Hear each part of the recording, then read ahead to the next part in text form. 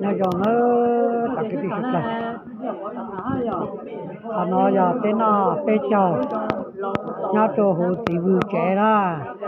vừa vả sang ra nó bê châu nhớ vừa vả sang lúc trẻ ra áp tụi to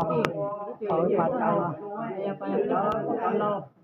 ô là tên lâu nhưng cũng là như là thế là cô là cô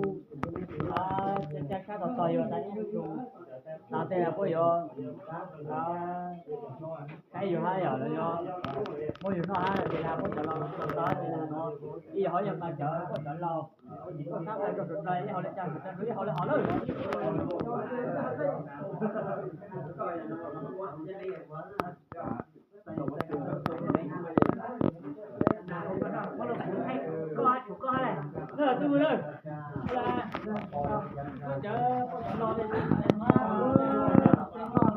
nó mới là bị trầu